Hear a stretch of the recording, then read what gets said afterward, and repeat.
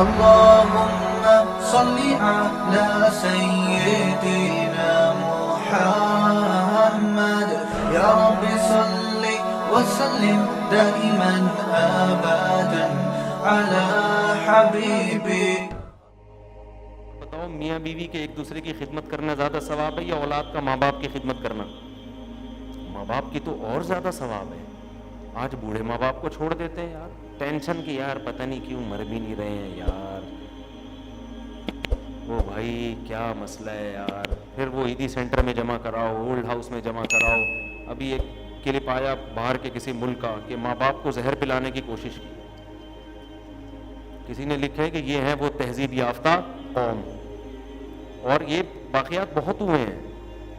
آپ گاؤں دیہاتوں میں جائیں گے نا، خاص طور پر غیر مسلموں میں اس کا ریشو مسلمانوں سے زیادہ، کیونکہ مسلمانوں کو تو موٹیویشن مل رہی ہے نا کہ ماں کی قدموں میں کیا ہے؟ جنت. حدیث میں آتا ہے جس نے بوڑھے ماں باپ کی خدمت کر کے جنت واجب نہیں کر لی اس پہ اللہ کی لعنت، اس لیے کہ جنت کا بہترین آپشن ضائع کر دیا. چل ساری زندگی تو نہیں آیا دین کی طرف، اب تجھے اللہ نے ایک پیکج دیا ہے کہ بوڑھے کی خدمت کر لے، میں سارے گناہ تیرے سارے گناہ معاف کر دوں گا. اتنا بہترین آپشن بھی جس نے ضائع کر دیا، نبی نے فرمایا اس پر اللہ کی لعنت. عرب میں بوڑھے ماں باپ پہ لڑائیاں ہو جاتی ہیں، یہ میرے پاس رکھو، وہ کہتا ہے میرے پاس رکھو. کون چھوڑتا ہے بھائی غیرت مند؟ جوان کی کیا خدمت ہے؟ پانی مانگا پانی دے دیا، وہ تو خود بھی پی سکتا ہے. اصل تو خدمت شروع کس کب ہوتی ہے؟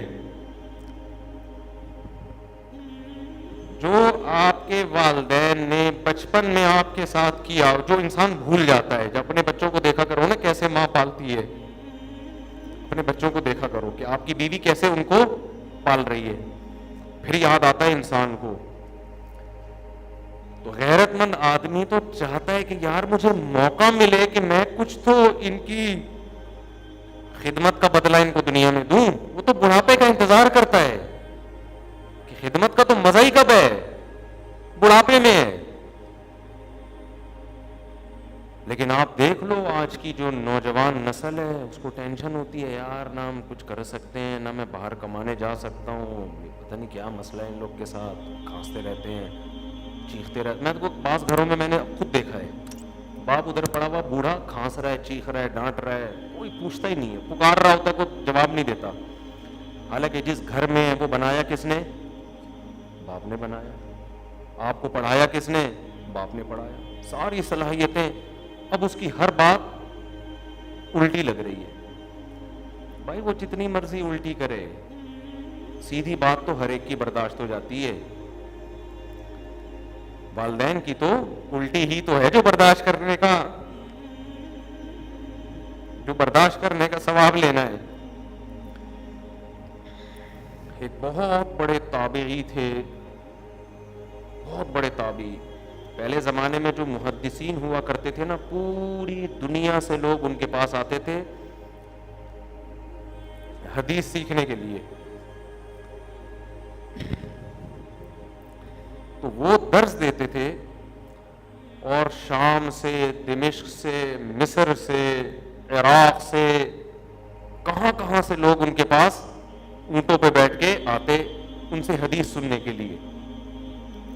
بڑا مجمع لگا ہوتا، بڑے بڑے مشائخ. ان کی ماں گھر سے ان کو آواز دیتی، بوڑھی ماں، اور کہتی تو یہاں بیٹھا ہوا درس دے رہا ہے، چل جا کے مرغیوں کو دانا ڈال. بڑے بڑے علماء بیٹھے ہوئے ہیں اور یہ اپنی مسند چھوڑ کے جاتے اور مرغیوں کو دانا ڈال کے واپس آ جاتے. کسی نے ان سے کہا کہ حضرت یہ مرغیوں کو اتنا پروٹوکول کیوں دے رہے ہیں آپ؟ اتنا اہم درس چل رہا ہوتا ہے آپ کا، اس میں خلل آتا ہے بیچ میں. لوگ اپنا ٹائم نکال کے آپ کے پاس آئے ہیں، یہ کسی کے ذمہ لگا دیں، ہمارے ذمہ لگا دیں، یا کوئی سیٹنگ کر دیں. درس چھوڑ کے جانا، پھر مرغیوں کو دانا ڈال. آپ جیسے آدمی پہ یہ سوٹ بولو, نہیں کرتا. یہ درس چل رہا ہے. اتنی اہمیت مرغیوں کو کیوں دے رہے ہو؟ یہ ایسے جیسے میری بھی مرغیاں ہیں نا, میں کہوں یار 1 منٹ ذرا رکے, میں مرغیوں کو پانی رکھ کے آیا. آپ بولو گے مجھ صاحب ٹھیک ہے, ہمیں پتا ہے آپ کو مرغیاں پالنے کا شوق ہے, یہ بیان کے بعد رکھ دینا, کوئی روزہ تھوڑی رکھا ہوا ہے انہوں نے, یا کسی کو بولنے وہ رکھ دے گا. تو ان سے کسی نے پوچھا کہ اتنا اہم درس چل رہا ہے, قال اللہ قال رسول چل رہا ہے, لوگ دور دور سے آئے ہیں, اور ادھر آپ کی ماں بولتی ہے مرغیوں کو دانا ڈالو, آپ کیا کرتے ہیں؟ دانا ڈال دیں. انہوں نے فرمایا دیکھو مرغیوں کی میرے دل میں اہمیت نہیں.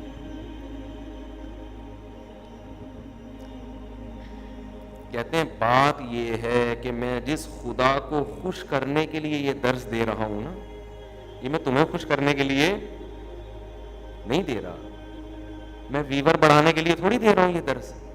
یہ تو میں کس کو کے لیے دے رہا ہوں؟ اللہ کے لیے. اگر میں اس وقت ماں کی بات نہ مانوں تو کون ناراض ہوگا؟ اللہ. تو جس خدا کو خوش کرنے کے لیے درس دے رہا ہوں, اس کی خوشی جس میں ہوگی میں وہ کام کروں گا. تم نے درس سننا ہے سنو, نہیں سننا ہے نہیں سنو, میں تو اس خدا کو خوش کروں گا.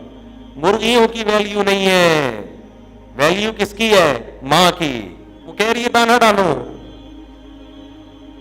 اب مائیں دیہاتی ہوتی ہیں, ہم ہوتے ہم ان کی ماں کو سمجھا دیتے کہ آپ بعد میں بول دیا کریں, لیکن بعض مائیں دیہاتی ہوتی ہیں, ان پڑھ ہوتی ہیں, ان کو آداب نہیں پتا ہوتے. آدمی پڑھ لکھ جاتا ہے, اسے پتا ہے کس وقت کیا کہنا ہے, ماں کو نہیں پتا ہوتا.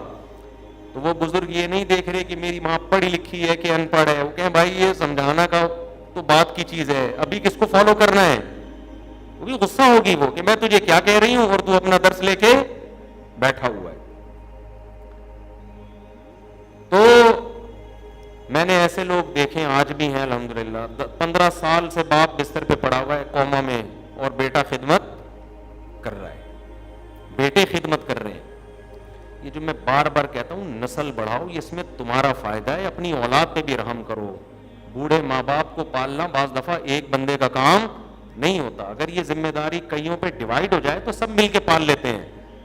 یہ اپنی اولاد پہ بھی ظلم ہے کہ آپ اس کو بہن بھائی نہ دیں, اس پہ بھی ظلم ہے. بس ساری ذمہ داری اس پہ آ جاتی ہے, وہ بیچارہ کچھ اور کر ہی نہیں سکتا.